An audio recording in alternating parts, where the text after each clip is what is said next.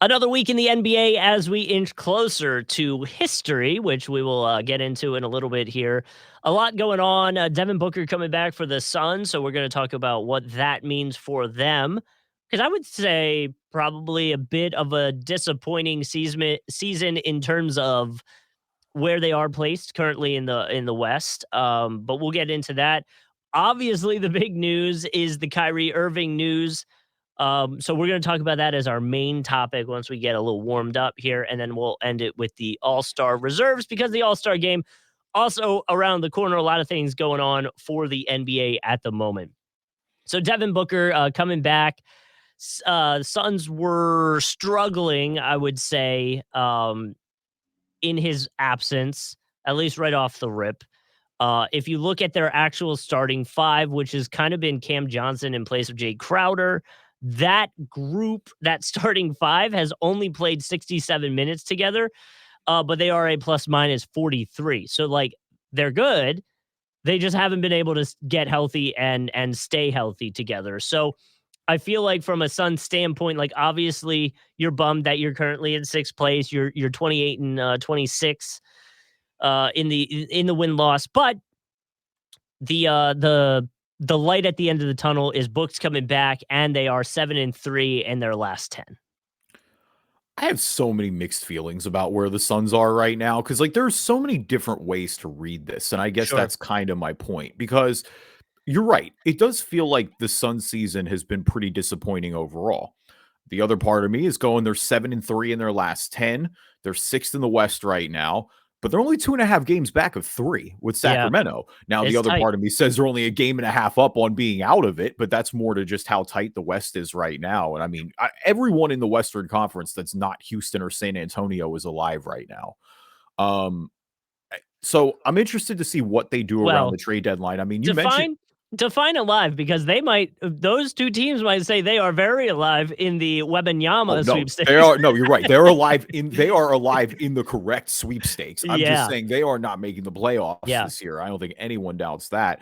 The Suns are you're right, because it's been interesting. And I mean, getting Book back is huge, obviously. Like Booker, I mean, the team doesn't have any all-stars this year, which again we'll get into a little later. Book is their just reliable offense, like their scoring guy, the one guy there when it breaks down, you know is going to be able to carry a portion of the load.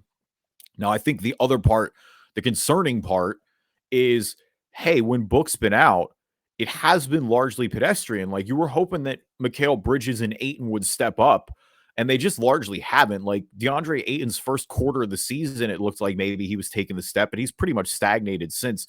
Mikal Bridges is a bit more of a mixed bag. Like Mikal Bridges' last 10 games have been fantastic. Like he's been over Mhm. 20 points over that 10-game stretch. And like we said, 7-3 over that stretch. That's who they've needed to step up.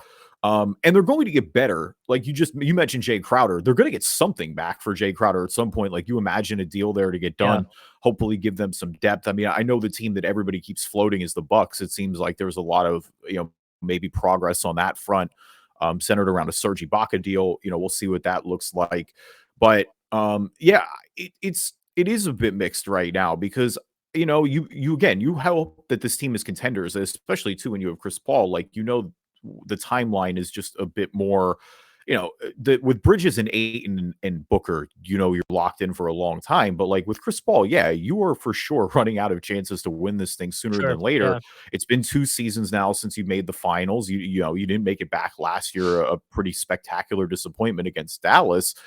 In a wide open Western Conference this year, you hope that now when they get Book healthy, they'll finally be able to take advantage of that. Um, at the same time, and I guess I want to take your temperature on this with Chris Paul. I mean, this has no question been his worst scoring season of his career. I mean, he's looked very normal at times. He's 37 years old.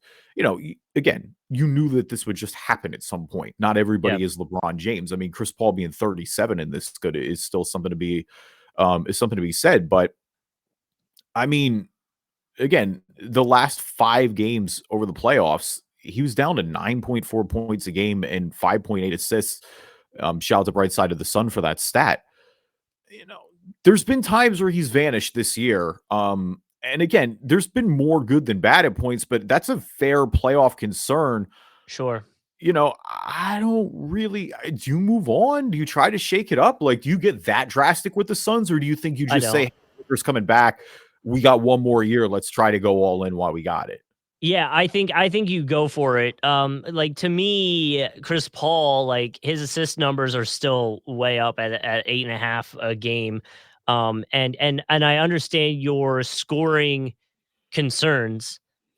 Phoenix as a team, they're 23rd in the league for scoring, but they're fourth in the league for assists and fifth in the league for opponents' points per game. So like I think it just comes back to once you get Book, that scoring punches back. Like that lineup we were talking about, the Paul, Book, Bridges, Cam Johnson, and Aiton is a plus 29.5 differential.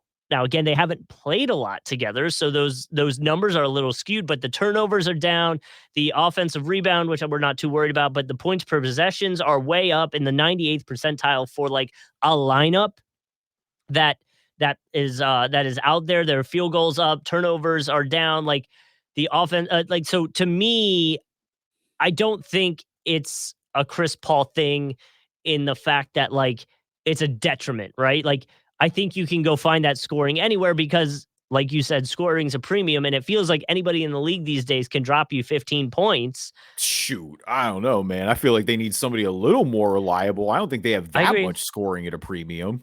No, but I think like if you're telling me you're relying on Book, Bridges, and Aiton to score, like I'm okay with that. And then Chris Paul's a third or fourth option in that list that you're telling me, but he's also that floor general and facilitating the offense and providing the veteran presence. Like I don't know, I still like that. I still like that on the court. Oh, he's not bad. Like, let me be as clear as Hmm. possible. I don't think Chris Paul is bad by any means. And I think the Suns can go really far with even a much more toned down version of Chris Yeah, Paul. I'm just looking at, I mean, you look at the numbers, he's at 14 points a game right now, and he's at 8.5 assists. Like, you can live with the scoring dip, but yeah. if the assist dip is going too, that's what I'm a little concerned at. His steals are at the lowest they've been in probably about 5 or 6 years. Um, I'm going down to the advanced. Yeah, the advanced number. Vorp is down a 1.4, down from a 4 last year. His BPM's down almost 2 points. His win shares are heavily down. His offensive box plus minus is down almost a full point. Like, it's the fact that, again, if he's consistently giving you 14 and 8 a night, I still think this team can go Of far. You course. don't need Yeah. Chris Paul to be like MVP caliber point god Chris Paul, but Right. if he puts up stinkers, which he just has at some points of games where he's completely vanished this season, where he's been Yeah. in single digit scoring totals, like that's probably not going to help enough. James Jones has said the Suns need shooting. We'll see what they do at the deadline. I think probably going guard or trying to get a little more depth at guard is the way to go. Well, You and need scoring. You're right, because like I just think they need one more guy who's a little more reliable. Just because I don't think you can consistently rely on Aiton and Bridges. I think they can sure. get you there, but consistently all the time, I don't know Let if me we've seen that yet. So the ringer put this one out there, and I kind of liked the idea. What if they went for like an Alex Caruso as a backup to kind of come in, still facilitate, put up some points, let Chris Paul get that rest? Like I kind of like that. I Because it's not a huge shakeup. You know what I mean? Like it's not a big shakeup. You would imagine the Bulls are willing to make some changes. Yeah. So maybe that's in play. I also know, and again, we're going to talk the Kyrie thing. I think to your point, it's telling that the Suns are in those talks, right? So they are also feeling the same way about Chris Paul. I think the Kyrie situation is going to be more on what team's going to be willing to extend or give him a new contract, a max contract potentially. So that's something teams will have to take into consideration. Um, but to me, I don't think the Suns need to take that big of a swing. I think it's they just haven't been healthy, and then add a little depth at the point guard. Yeah, I mean, with Caruso, because I think he obviously plays just great basketball come playoff time. I don't know that he necessarily gives them. I, That I guess I just punch. look for a guy that scores a little more. But if they go Sure. out and get Caruso, like I think Caruso is really solid and does a lot of things well. So Yeah. to that point, like I don't think that's the worst decision if they end up making. Um, the Bulls will move on from him at some point. Like, I do think that's a lock, Well, just and I given don't the think way their season's gone. But I'm just um, convinced I'm just very convinced between Ayton, Bridges, Book, there's enough scoring potential there that if you bring in another guy who's able to get them the ball, it will complement their game. here's a question: would you go try to take a swing for Jordan Clarkson? Yeah, I guess what I would wanna do in that situation, since I'm on the spot, is I would want to compare Clarkson and Caruso, and then compare what it would take to get them Well, also. I mean, I agree with the latter part. I mean, you know what it is. Like, Yeah, Caruso's gonna make you better defensively. Clarkson's gonna score way more points. right, right, and I just, like, what I feel like, I just depends on what you would have to give up to get him, because I don't wanna shake up the team too much. You know what I Yeah, I mean? mean, they could really shake it up if they wanted to. And I mean, you could trade Ayton, you could trade I don't know. I I'm mean, not moving Bridges. I still think Bridges is way too valuable at this would point. you just and I know I don't think it would I don't know if it would be a straight up thing, but would you, if it's somehow out there, do an Irving, Chris Paul swap with whatever is involved?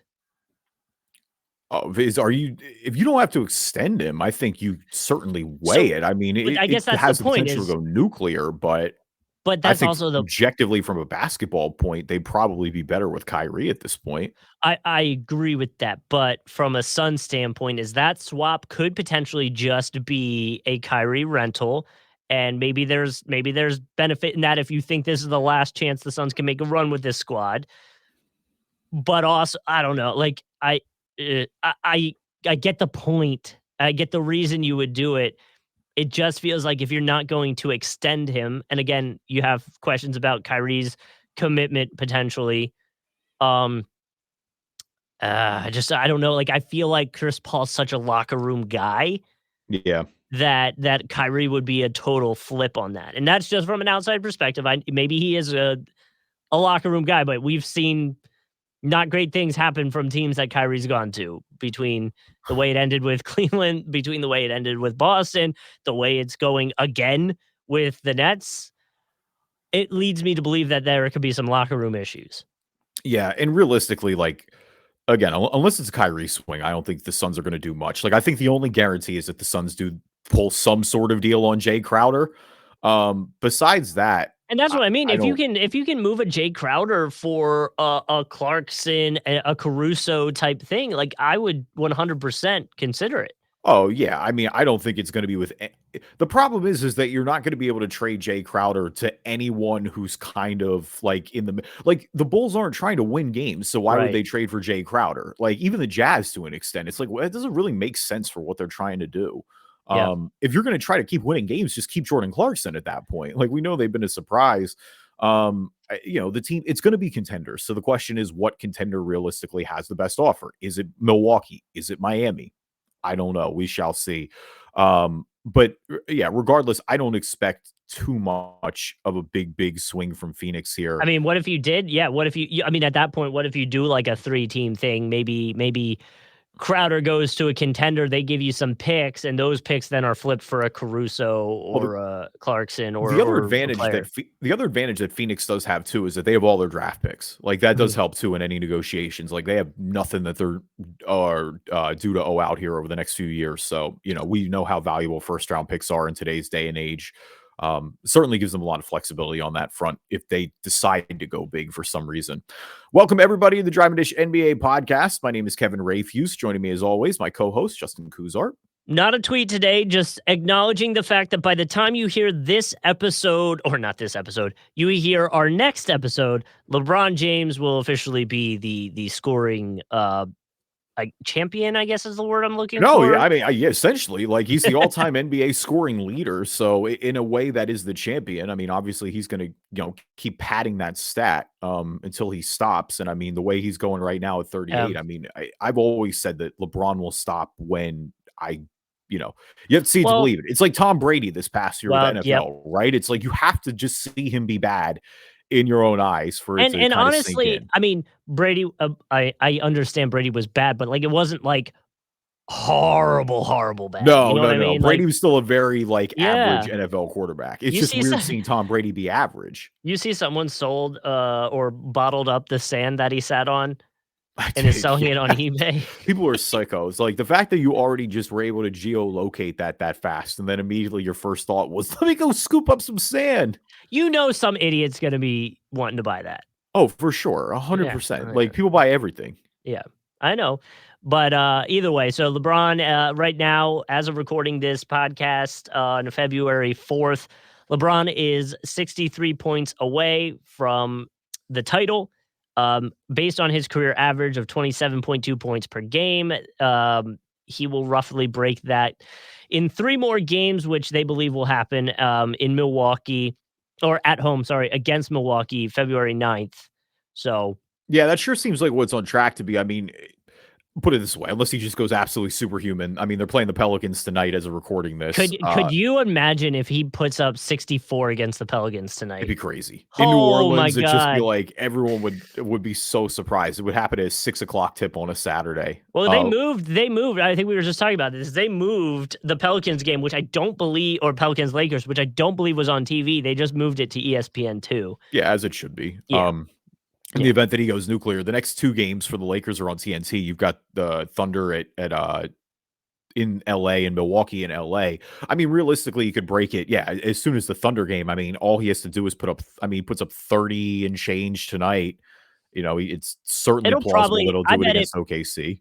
yeah, but I bet he puts, like a 20, like we said, 27, 27. So then it It's happens probably against Milwaukee. And I and mean, the then thing, pretty their next early two on are against them. yeah, their next two are against Milwaukee and Golden State. So part of me is like, oh, well, what if he games the matchup? Because like obviously we know LeBron's history with the Warriors and Oh, Steph wait. Curry and everybody. So you wonder if that he would try to do it there in Golden State. But no, I mean, I think especially against Milwaukee too. Like he and Giannis have never had that face off necessarily in a meaningful game. But I mean, yeah, they're the All-Star captains this year. Like, Let me these are the two faces of the league, arguably. let me quick check the NBA script and see when they have it written in here Right. for it Yo, to that NFL thread was one of the funniest things I've ever read on Twitter, like without a doubt. That was Off great. the Arian Foster tweet. It's so fun. Like there's just so many angles that have just been perfect. Like, Well, and the Arian Foster thing was so clearly a joke, but I think yes. some people took it serious, and that was kind of the funny part to me.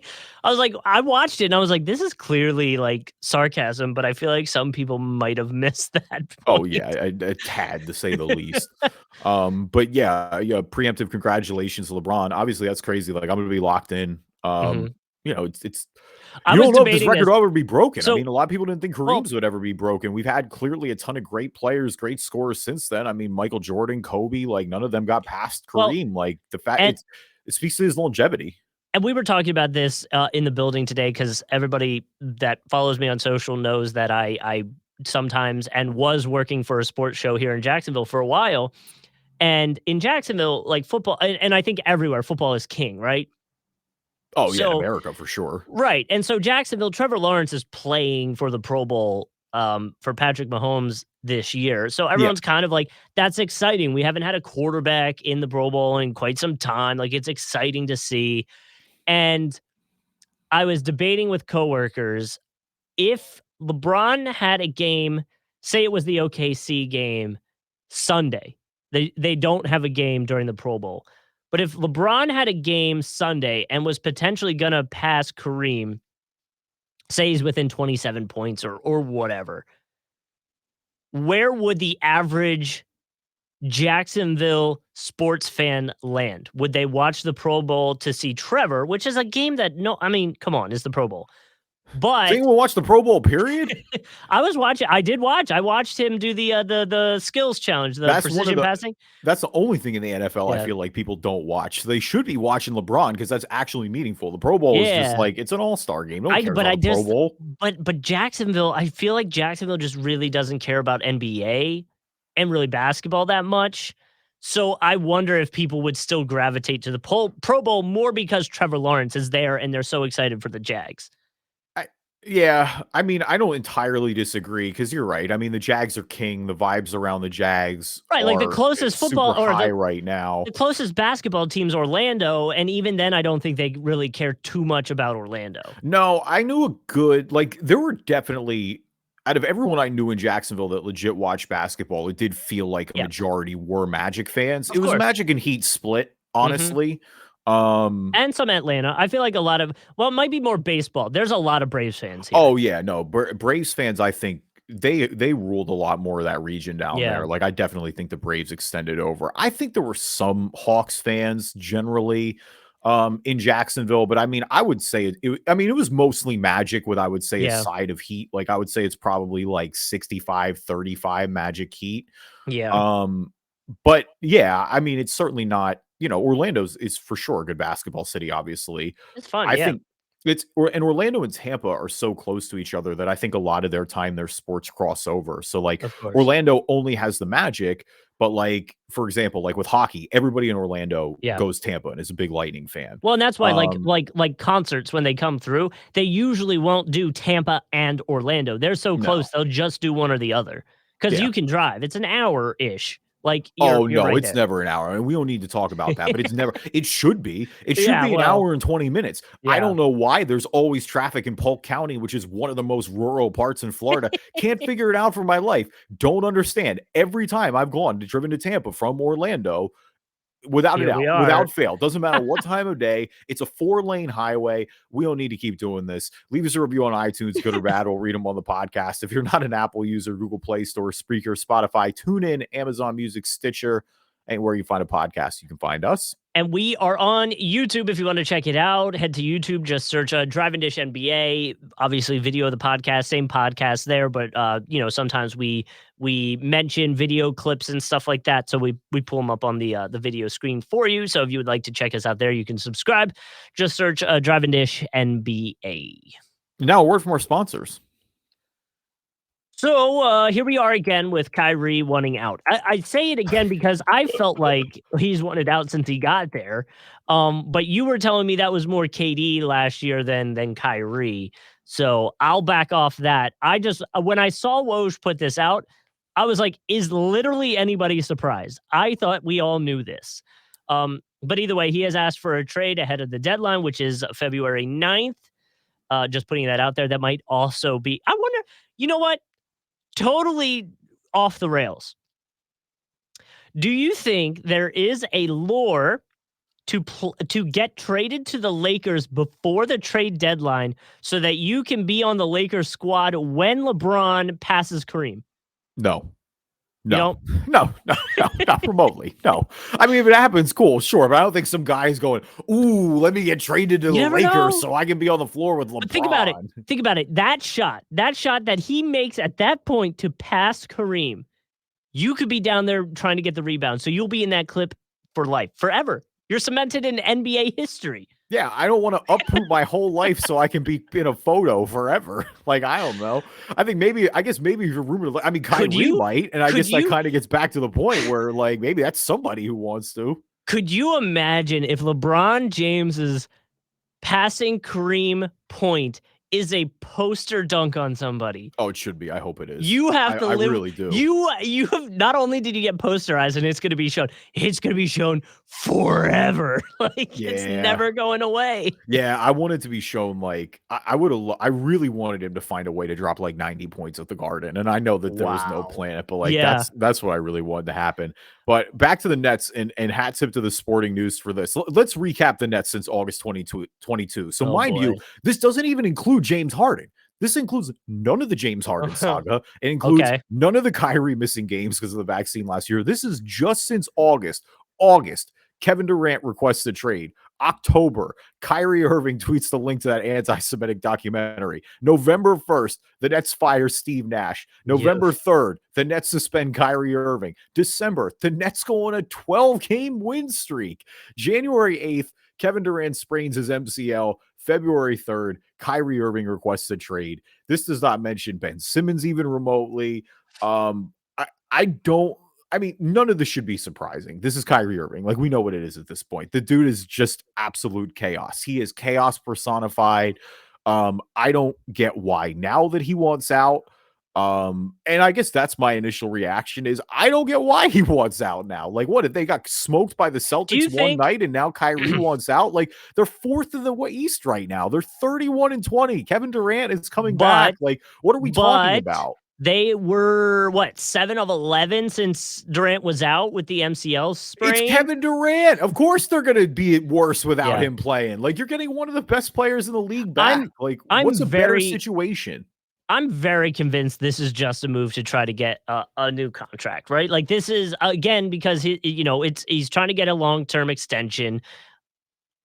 They say that it failed in negotiations with the Nets, so I feel like this is just that next step of applying a little bit of added pressure to Why? them. Why would you do that though? If you're trying to get along, you're Get Kyrie your Irving. money. Get your You money. I no. I understand why Kyrie Irving wants a long-term contract. I'm saying who's telling Kyrie, the most volatile player in the NBA, to, hey, make it more toxic Mhm. and volatile Yeah. so that we can convince somebody to pay you long-term? Yeah, it Because definitely that's the doesn't question help. is, who's paying Kyrie Irving long-term right now? And the thing is, somebody will give him a short-term deal. He's way too good at basketball not to give him a short-term deal. And that is the thing. Like, there's a reason the Nets are in fourth right now. It was when Kyrie came back with KD.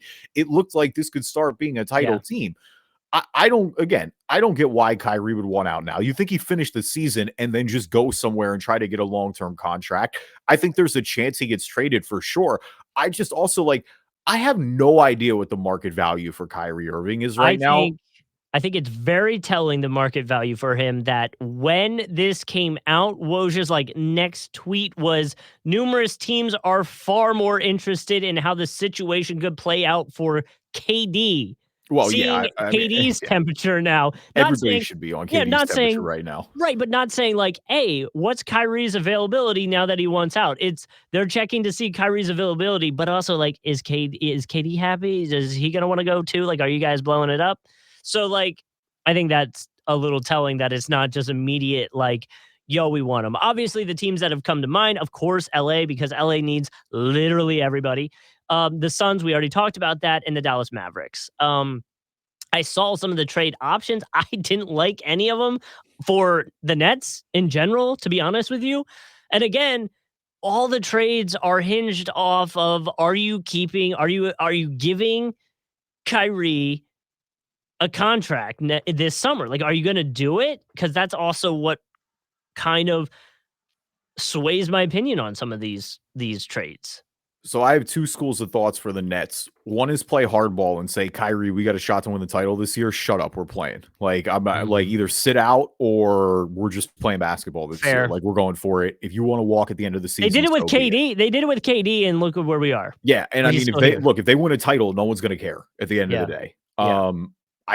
I'm not sure that's going to happen, but again, that 12-game win streak was for real. Like, when everybody's been healthy this year, again, that's why it's crazy now of all times that he goes, hey, I want out. The other reality is, if you're going to move on, I don't know, man. If Dallas comes knocking with Spencer Dinwiddie and another rotation player, I probably bite. And that was You're going part to of the lose trade. I think Ringer you're put going it to out lose him for there. nothing. And if you're Dallas, I might take the Get rent. something. Dallas is one of the few teams where it's I might take the rental. That is the one thing. If you're trading for Kyrie Irving now, it's a half season rental. If you can get Kyrie to just play ball mostly for 3 months, then it's worth it. You don't have to worry about the long term because nobody has to you're not locked into signing him. If you don't really give anything up, then I don't think you even take, you'll take the talent hit to get a superstar talent. I And agree, not but take the long-term risk if you don't give up really anything. I agree. I would wonder, again, this might be a old narrative, but I felt like at the beginning of the season we were talking about Dinwiddie and Luka not meshing well. Yeah. So it makes me wonder, would Luka and Kyrie mesh well? You know what I mean? I think you got to find out because I think you're at the risk of losing. I don't think we're at Luka watch yet, No. but I mean, we talk about it with Dallas. Dallas is treading water. Jalen Brunson walked. Christian Wood doesn't have a contract. It's constantly Luka and nobody. That is gonna at some point wear out. I don't think Luka's just gonna auto be Dirk. You know what I mean? Yeah. I get it, and it's kinda like what Harden was with Houston for a little bit there, like, it felt like it was Harden I mean, and even like Harden was nobody. competing, man. They were close to Yeah. titles. Like, like that Rockets Well, they team had had the Gordon, right? Warriors in Yeah, 7 games. Like, that's as good of a push as yeah. anybody's as those Warriors and potentially that Cavs team would have ever had. Like, I know Dallas got to the Western Conference Finals last year, but I don't think anybody thought Dallas was taking the Warriors out. No. I don't think we didn't think they were getting past it was the Nuggets, right? No, no, it's the Yeah. Suns. I didn't think Oh, they were getting past Suns, the Suns. I right, thought the Suns. Suns blew it. We all like that was our Yeah. big, we were finally going to get it was the 64 win Suns supposed to be against the Warriors. Like that was what it felt like it had been going to all season. Now, obviously, give Dallas a lot of credit, but that team also changed quickly. Like, and yeah, it does look bad, unfortunately, in the Jalen Brunson light with how well he's been playing since going over to New York. Like, Mhm. I think you're not there with Luca frustration yet, but you don't want to flirt with it. Like, Yeah. and I look at I look with the Bucks with Giannis, for example. I think you started to see the frustration there, Yeah. and give the Bucks credit because it was a big risk, but they went all in and cashed in and got Drew Holiday and traded all those first rounders. They let Eric Bledsoe go, and long term we'll see. But they won a championship, and now there was never a doubt with anything with Giannis. Now, like granted, he also locked in the year before the title, which Mhm. I think took a lot of that away. But it's like the Bucks were smart about not even flirting with it. Like when you have that supreme talent like Dallas does, I don't think you should flirt with it remotely.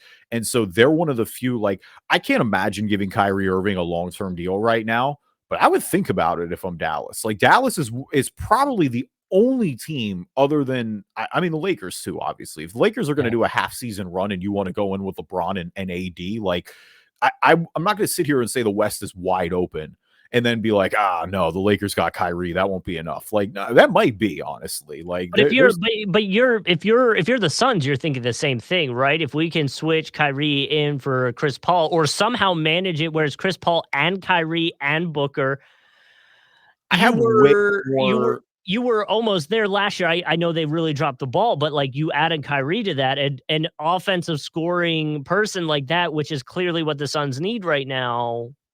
Here we are. You're not wrong. I think the Suns have more like between the Lakers and the Mavericks and the Suns, I think the Suns have more reason to be optimistic about I what they agree. have right now. Yeah, I And I agree. think that they look at it and maybe go, hey, we don't want to potentially break. Because I mean, look, we know what it is with Kyrie at this point. Like, look what it is with the Nets. Look how it ended with Cleveland. Look how it ended with Boston. Like, it just is what it is. We got to stop giving Kyrie Irving the benefit of the doubt. The only reason he gets away with it is because he's that good at basketball. And that's Mhm. why I'm just surprised that, again, now I don't think from Chip, an X's and O's perspective that he wants out now. It seems like a weird time. here's my thing. Whichever team gets Kyrie, just put him in a different locker room. He's by himself, and then on the court, he's with the team, and they practice together, but he's separate from everybody, so he doesn't bring that in. I don't know. I agree with you. I think all three of those teams clearly benefit from him being on the team. I think most teams would benefit from him being on the team, but you have to. It's risk management, right? Of potentially bringing some bad vibes, bad juju into the locker room. There's three people I feel bad for in all this situation, and only three on the Nets. I feel bad for Nick Claxton because Nick Claxton's a homegrown prospect and that he's having a Sure. great Yeah. defensive player of the year caliber season and that is constantly being distracted about. I feel bad for Seth Curry because Seth Curry was a throw into the Ben Simmons trade, essentially, Yeah. or not throw in. He's way better than a throw in, but he just unfortunately had to get included in the Harden trade. Enjoyed being in Philly, has a great role, but is now just kind of lingering here as this just world is imploding around him. And the other person I feel probably the most bad for is Jacques Vaughn, man. Jacques Vaughn has come in and done nothing but provide stability since Steve Nash has got fired, really rounded their defense into shape. The guys seem to be playing hard for him. And now it just all blows up because Kyrie is Kyrie. Like that's one person that I feel the most bad for here. He's done everything the Nets have asked. And it's just, again, look what this nonsense you have to deal with. And Kevin Yeah. Durant, I don't feel bad for because he chose to play with Kyrie. Yeah. Well, and that's, to that side, the Woj tweet says everybody is surprised by the trade request in Brooklyn, and that includes KD. So I think that's where the teams come in and go, well, now You're if playing KD's well. I don't understand why now. Like, if you're not going to get a long-term contract and you want to leave, I get it. But it's like, where are you expecting to be? I mean, I think he wants to go to Lakers. Like, I think that's what he wants. Now, will that happen? I mean, it could. honestly. Like, I could definitely see it happen. It's going to, and it's gonna make me mad I think because Dallas swoops in, dude. I really think Dallas goes aggressive on this. I don't know if they sign him long term, but I could definitely see see, Dallas going all I in for think the half a Lakers season. I think the Lakers do the same thing. They go all in on it. They figure it out, and then KD and Westbrook somehow end up back together in Brooklyn. I Oh mean, my because god, that'd be wild. you're gonna have to, right? You'd have to include Westbrook in that somehow, right? No, I mean you could do it if you move Westbrook in another trade. I There were some guess. Westbrook to Utah rumors. That'd be fun. I do remember those actually. I don't know. I just think I don't know, because Westbrook's starting to play a little bit better. It won't I'd take a imagine lot they to start. move Russ either. Like Russ's contract is up at the end of the year. Like it shouldn't really take that much to move Russ at this point. Yeah, so maybe that's somehow involved, and then who knows? Russ and KD in Brooklyn somehow. The problem is that the 2 first rounders that the Lakers everybody talks about are the 2027 and the 2029 first rounders, Yeah. and they for sure have value, but it's just like I don't know how you move, like you're probably gonna have to attach something to Russ, and I don't know what that is. And so at that point, if you have to burn one of those first rounders just to get on with Russ, like I don't know if one's enough for Kyrie at this point, just because they don't have the players to give back. Like that's the Yeah. issue is the Lakers don't have. Where like Dallas has guys that they could give back, Phoenix has guys that they could give back, and it's like, hey, I could get a good compensation of picks and of Mhm. maybe a younger guy or two. Where it's just like again, that's the downside of Lakers war chest. Now, if they trade 2 first rounders, that might be enough, but That'd be wild. Yeah, well, again, we'll just see where it is. The Lakers vibes, just because it's the Lakers, always makes me like, "Damn it, don't bail them out." But they are like, I think I said this before we started, the way they're talking about the Lakers, and I know a lot of it's because LeBron's, scoring title chase, is like, the way they've been talking about them recently, you'd think they're in, like, the playoff hunt. Where are they? They're in no, they're in the 12th playoff place. hunt. They No, are they in the are. They're playoff in the hunt. playoff hunt, but that's more just how the West is. Yeah. Um, I mean, yeah, LeBron is just playing crazy. Like, I think it all Yeah. just comes down to that. Like, LeBron's kept them afloat to a point where you look at it and you go, yeah, if we get Anthony Davis back and healthy with how well Yep. he was playing, then you could certainly think this is a playoff team. Now, I think, yeah, the hype is probably going a little too far at times because it's like this team is still extremely far, and I mean far from being a contender. Um, When I told you, Kendrick Perkins was out here talking about how AD and LeBron are the best duo in the NBA right now, and I was like, No, they're not. "Whoa, No, they're not. whoa!" No, they're not. Like, where did that We come know that. from? No, come on. Like, KD or Anthony Davis, like, if he falls, we but to be fair, that's so disrespectful. I love it. but it is, man. Like, he hits the ground. There's like 3 players in the NBA that hit the ground, and I get very worried. And AD and Embiid are 2 of them. You know Yeah, what I I was mean? saying, Like, who's the third one? I know I Embiid don't is know. I'm one of trying them. to Who's the other one? probably Zion. Oh, Honestly, yeah, that's fair. still, No, that's a if good I 3. see Zion hit the ground, I'm worried. Yeah. Those 3. My number 1 duo, by the way, is Tatum and Brown, I think, right Yes. now. Yeah.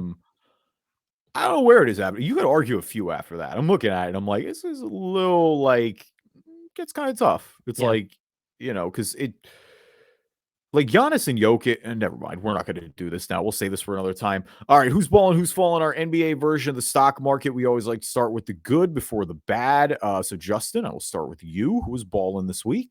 All right. My ballin is going out to Giannis, who dropped a 54 points the other night. And when he was asked about it, he said he was going to go to Culver's and Oh, get hell 50. yeah. Well, hold on. He's going to take some shots here in a moment. He's going to Culver's to get 50 cheeseburgers and try to eat as many as I can. And his response to that was, "You know why I'm going to Culver's? Because Chick-fil-A didn't give me no free meals, and I know Culver's will give me free meals. I trust Culver's." And then Culver's responds with this, a billboard that says, "Giannis 54 burgers for you plus I guess something Wisconsin. I can't even read it." Milwaukee diaper mission. There's 54,000 diapers donating. Oh, diapers. Okay, there we go. Have you ever been to Culver's? We have a few here in Jacksonville, Yeah, it's actually. really good, dude. It's Yeah. really, really good. I had it for the first time in Orlando. Like, I know that everybody loves their cheese curds, and they're definitely great. But man, their burgers are great. Their ice cream is great. Like, I see Culver's starting to pop up in a lot of these like fast food bracket challenges. Put some respect on Culver's name. It is great. Their cheese curds are really good. Yeah, for sure. But now, so here's, this is not Culver's fault. I'm gonna preface this. I've only ever been to Culver's once, right? And Uh-huh. it was Nicole and I were going to a movie. What movie were we seeing? Oh, the Elvis movie recently. Oh, okay, yeah, so The Euros, yeah. biopic Elvis. Yep. So we went to go see it.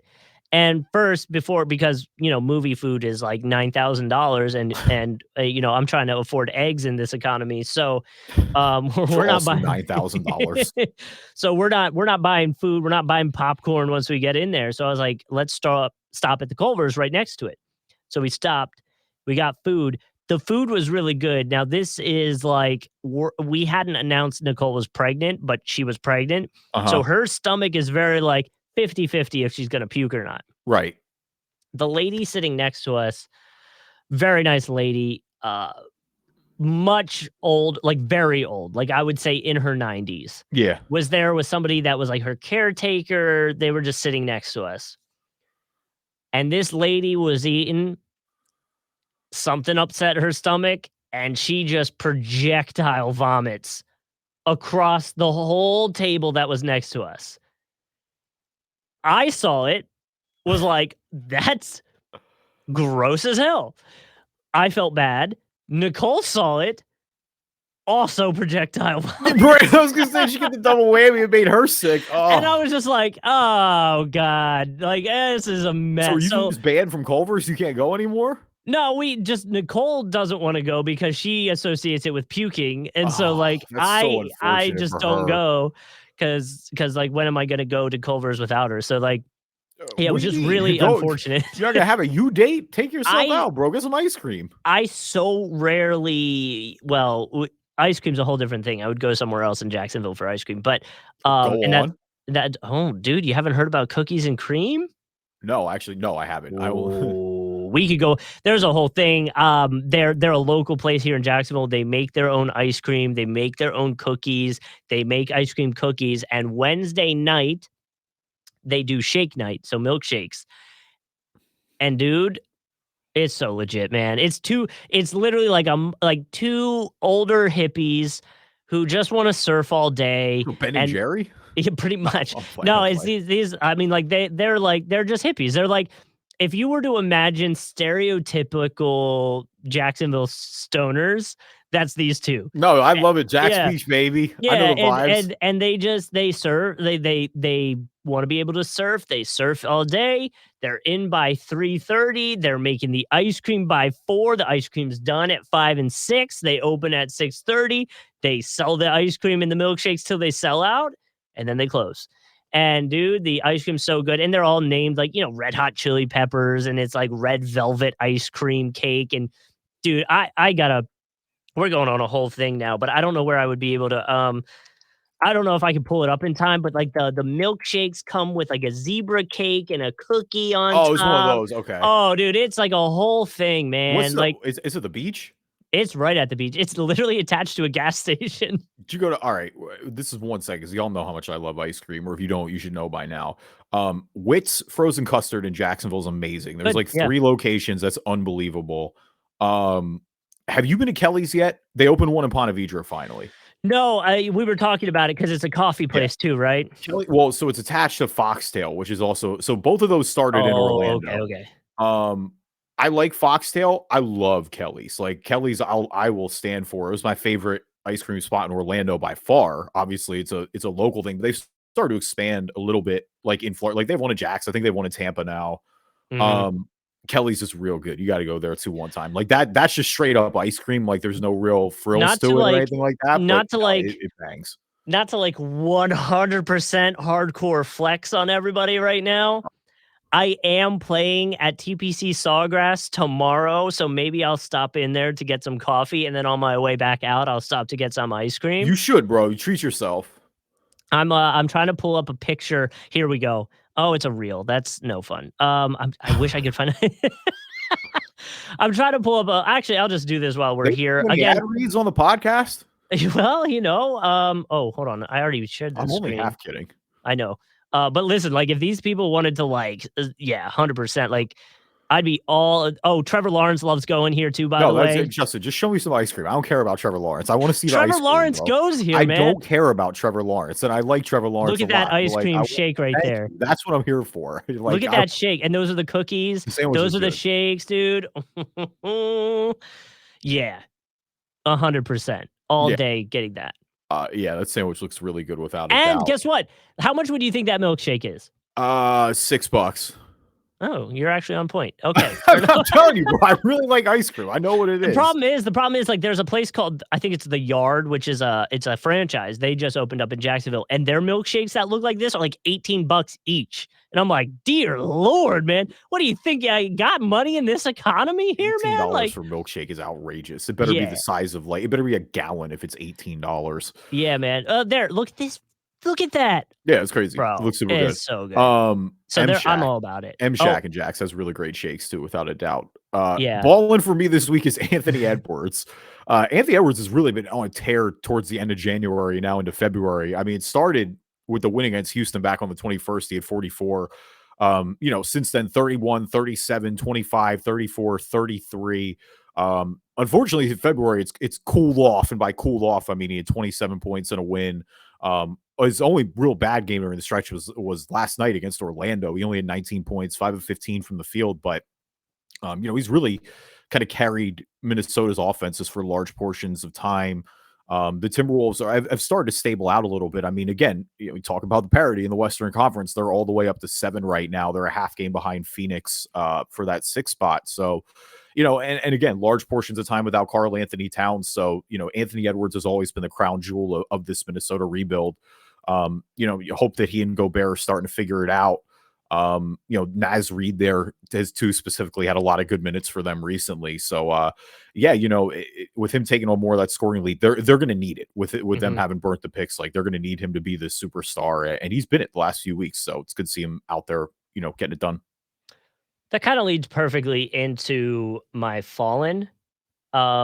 It's Anthony Edwards. No, I'm playing. Anthony Edwards. No. My fallen is going to actually be a tweet from Cole Anthony. Okay. Who says, last night tweeted this, NBA script is wild. Yeah, the NBA script is wild right now because apparently everybody just decided to fight as soon as everybody's fighting. February for fighting for February, whatever and it may be. Here we go. So we got last night. All right. Yep, between the Timberwolves and Orlando. I don't know how long this is. I guess it's only 30 seconds. So this is Mo Bamba and Austin Rivers, by the way. By the way, Mo Bamba wasn't even No, he's on the bench. No, which is kind of great. And so we'll talk about it. Let's play the video. Watch the top of the screen right here. Ooh. Austin Rivers down there. Off the bench. Ooh, swinging. And then I think Edwards comes in right there. Suggs laid a good tackle. Suggs got Austin Rivers down fast once it popped off for real. NBA player. I saw Jonathan Isaac was in there, I think. Jonathan Isaac just got back. Buddy, get out of there. There he is. He's right there. He's number 1. He's right there. Look at this, though. The crazy part is look at this turnover. Gobert just threw it right through it. That's why I'm cracking up. I was like, oh, that's horrible. And then they're just playing off in the corner. Full on, bro. Look, watch. Gobert and Edwards realize and run over. Oh, man. Yeah, that was really crazy.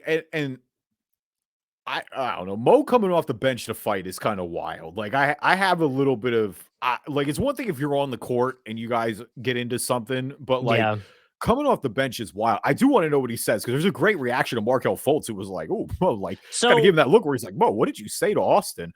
Orlando violence too. Austin Rivers is from Orlando. Yeah, Austin Rivers then posted on his IG story after the game saying, "Buddy, well, okay, so Mo Bamba put the F around find out graph. Yeah, yep. So this was Austin's response to that was, buddy, I went at you 1-on-5 with no backup." Kind of a dig at his teammates, I feel like. No, I think it's more just like, look, he wasn't scared. Like he was ready to rumble. He said, you need your teammates, otherwise you would have been choked out. Talk about finding out. We only know you from old ass rap song, not hoops. STFU and Orlando, my city. Ask around and actually find out. They don't mess with you there. ... Backs. So I believe I read that what Mo Bamba said to him was, this ain't high school anymore. or something along the lines of that to him. To be fair, I think he had just missed a No, he 3-pointer did. in that Yeah, area. he So missed a like, shot. Yeah. yeah, but like, Wild. Yeah, they got yeah, after it. I yeah, don't like Mo coming off the bench five there. players were ejected. So, just take that for what it is, which apparently it's spilled over in like the halls afterwards. There was some extracurricular again. But that comes like only just a few days after Dylan Brooks and Donovan Mitchell went after it. Donovan Mitchell getting fined, Dylan Brooks getting suspended. I'm kind of surprised Dylan Brooks also didn't get fined on top of the Are suspension. you? Dylan Brooks is in like every fight. I feel like Dylan Brooks is fighting around the world. Yeah. Well, what was it? You said the other day is Dylan Brooks versus the whole league, which it kind of really seems Low that key way. is kind of, and like I Yeah. mean, look, that's why the Grizzlies love him. Like that's part of their identity. But it's like, yeah, Dylan Brooks and Donovan, and that all comes after like Donovan Mitchell took a shot to the groin a little bit, and so he got up Yeah. and they were fighting. Well, he threw the ball at him. Yeah. Yeah, Donovan Mitchell afterwards was like, "This has been boiling. I've been busting his ass for years." So I love it. I think, listen, none of these fights are over the line. That's the biggest thing to me. Is it's like I don't want guys getting clocked and knocked out on a hardwood floor. It was an Orlando player that got knocked out recently, wasn't it? Not too long ago. Mo Wagner got like he passed that. Yeah, that was I forget who was that against. He got like already. punched in the back of the head or something. Yeah. Like, that was against weird. Detroit. I forgot about that. Yeah, that was that one was a little rough. And then he got suspended for it. Yeah. Like, damn, my guy got knocked out and you suspended him. Austin Rivers should have cut that that Instagram post in half, by the way. It would have been way more effective if he cut that in half. It just looked a little too emotional afterwards, but like he could have just said nobody knows you for anything other than the song, and it would have been kind of like, yeah, all right. Great song, by the way. The beat is infectious. There's no doubt about it.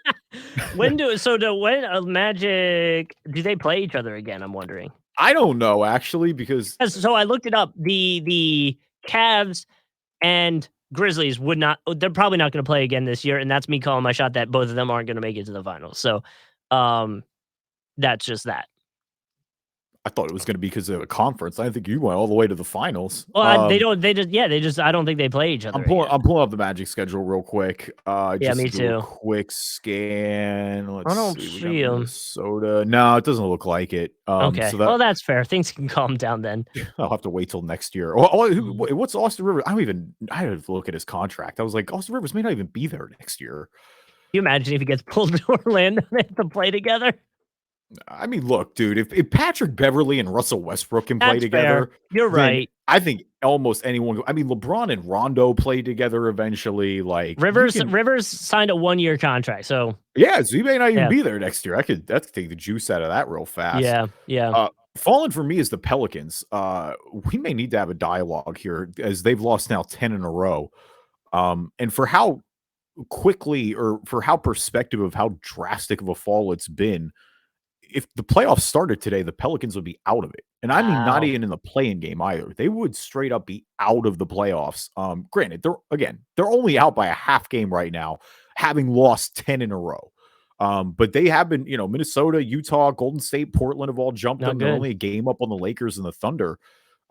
This is a team who was, the early season darlings of the league, right? And I think a lot of it has been injuries, of course. Brandon Ingram just got back. Zion's missed a ton of time. But whoa, like that is fall. And the crazy part is they still have a positive point differential and all that. Like it's still plus 1.2. And again, the West is wide open. They're only 2 games back from being number 4. Like we've said it a zillion times this podcast, but like that's an alarming fall really fast.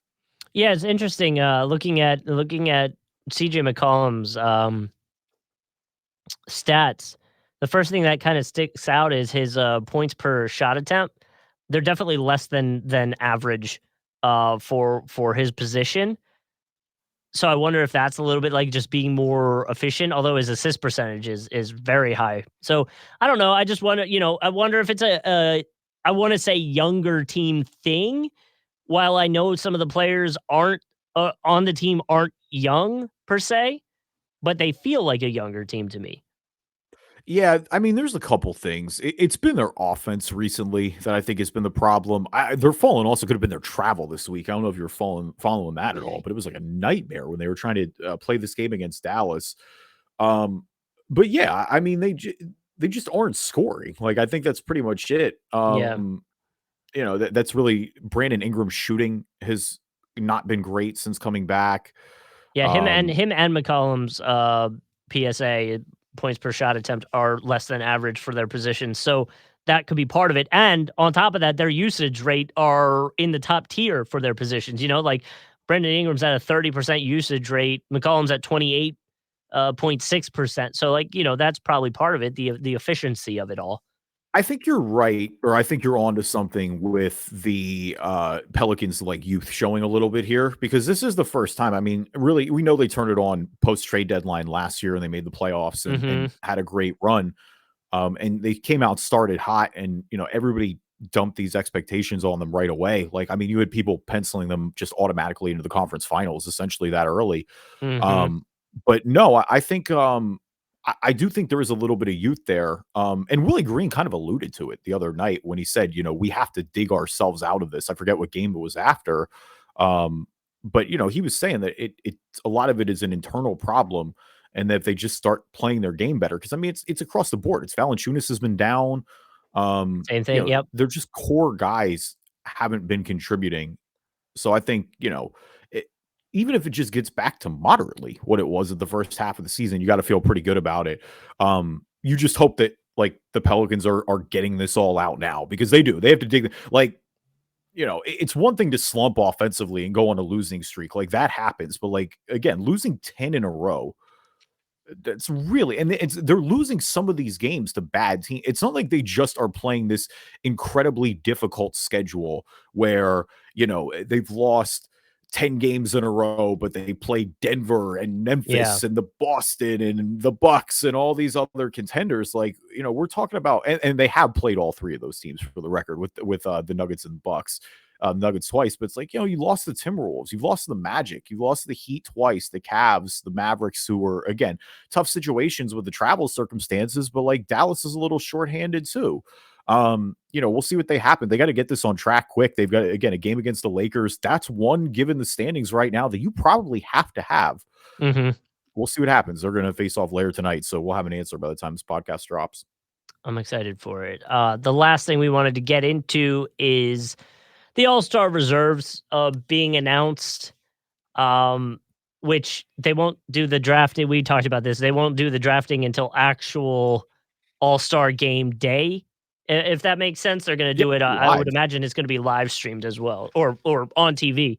Um, so some of the players we got Bam Adebayo, Jalen Brown, DeMar DeRozan, Joel Embiid, Paul George, Tyrese Halliburton, Drew Holiday, Jaren Jackson, Damian Lillard, Laurie Markkinen, John Morant, Julius Randle, Sabonis. Did I miss anybody? You just shows chaos when you start doing all of them. You didn't go conference back and forth. Whoa. Listen, that's on the NBA graphic. I was just reading the graphic, man. But either way, I might have missed somebody on there, and if I did, I didn't mean to. Um, any surprises? I mean, I don't think there's too many surprises. I'm sure we'll have some snubs, but for the most part, it feels right. Yeah, I mean, I don't have any. There's a couple of snubs that I think you could argue. I think the West is better overall. Yeah. I think if you're going to find a flaw in the West, like if I were going to take somebody out, I guess it would be Paul George. I think you could argue that you could replace De'Aaron Fox with Paul George. Um, I think Fox has had a great season. I think PG has been kind of like he's been good, but most of Fox's numbers are looking better overall. But that's not a drastic one. But I think you could argue that for sure. The East is the one where I think there's a little more controversy. I mean, right off the rip, it's Harden. Like Harden averaging 20 and 10 and not being an all-star is insane to me. Well, and not to like so when I was just reading through that, and this I don't think this comes at any hate. Seeing Bam Adebayo on that list kind of surprised me. Oh, see, Bam's not the one that I have beef. If I have beef with Okay. because a part of me is, I mean, number one, it should be DeRozan. I don't think DeRozan's played at an all-star That's level this fair. year. I think That's the fair. Bulls stink. Like, Harden not being in over DeRozan is crazy. I think the other one that I just don't want to argue as much because I love the guy is Drew Holiday, and I'm so happy because that is one of my like fun stories of the year. Is Drew Holiday? It's been 10 years since he was like last time he was an all-star. He was in a Sixers uniform. It's Yeah. been that long. Yeah. So it's cool to see him back in the game. Obviously, I think come playoff time, there aren't like Drew Holiday is one of those players that you always want on your team. So I think there's a lot of value to that. I also look at his raw numbers and they're all significantly worse than James Harden and they're on a same level team. So I go, how can James Harden not be on this roster, but Drew Holiday can be on this roster? Sure. The other two that stand out, the other big one is Pascal Siakam. I think the Raptors plummeting kind of hurt Siakam's case, but it shouldn't. Like Siakam has been phenomenal all year. Same suspects for me. It's Drew or DeRozan that I would replace. The third one to a lesser extent, if you're going to have beef for me in the East, is Jimmy Butler. Again, I think a slow start to the Heat there probably did him in as well. But I would have swapped in the East Holiday and DeRozan and put in Harden and Siakam. Or just if I'm going to swap one for one, I would go DeRozan for Harden. I don't think DeMar DeRozan's been an all-star this year. So, question for you then, because of this lineup, is Giannis kind of set in having to pick Drew Holiday number one when he goes to draft? He has to, right? I mean, does he? I mean, did he take Chris Middleton last year? I don't remember. I don't remember either. He had to have, right? Like I I feel know like taking him is one thing, but taking him at one is a different story. That's a big difference. To NBA all. Giannis got a tamper. He should be taking like Luka. I mean, I agree, but like I just feel like he's gonna have to. They get to play together all year. That's fair. Let me see. Hold on. I'm pull up the rosters. Oh man, I don't know if. I don't know if I'm going to be able to find this quick enough. Oh, Giannis was Giannis a captain last year? I thought it wasn't it KD? No, I thought KD was no, KD was last year. Just kidding. You're right because KD had the Harden thing last year. Yeah, that's right. LeBron picked Giannis. Chuck's like he's healthy. He just got traded. Oh, right. Okay, that's fair. I remember that. That is pretty incredible. I guarantee you, I'd put money on Giannis taking Drew Holiday number one in that live TV draft. Man, You have to. No, a team optic standpoint, you have to. Because if I'm don't. You won a title already. What do you? You don't have to take your teammate doing it first. Because if I'm LeBron and you don't take him number one, I'm taking him. I'm making sure you don't have him on your team. I am not taking Drew Holiday. Mental warfare. Mental warfare is going to be when I have Steph Curry or Giannis on my team and I just blitz you. See, you're thinking that. I'm thinking when playoff time comes around, Drew Holiday is going to be thinking, man, Giannis didn't pick me. You think that's what Drew Holiday's going to be thinking come playoff time? Man, that all-star guy, let's sabotage this run. Listen, anything to give you a little bit of an edge. I'm telling you, LeBron's playing chess. Giannis could be playing checkers if he doesn't take Drew Holiday number one. More importantly, you know who needs to team up for real at this All-Star break and needs to make sure it happens because they're buds. Joel Embiid needs to find a way to be next to Mr. Kevin Durant at all times. The trash talk duo. Listen, I'm just saying they've been going at it on Twitter. They can talk to each other all the time on the basketball court. If he wants to bring that home to Philly, I'm just saying. Also, since this will be probably the last episode before next week, if I am depressed, it means the Eagles lost the Super Bowl. If I am euphoric, it means the Eagles won the Super Bowl. So just an FYI disclaimer for next episode, way too far in advance. Thank you, everybody, for listening to this episode of the Driving Dish NBA podcast. We appreciate you guys. As always, leave us a review on iTunes, good or bad. We will read them on the show. If you're not an Apple user, Google Play Store, Spotify, Spreaker, Stitcher. Y'all know the list by now. Anywhere you find a podcast, you can find us. Yep, and you can find us on, I was going to say Instagram, on YouTube. You can find us on YouTube. Just search Driving Dish NBA, video versions of the podcast if you ever want to check them out.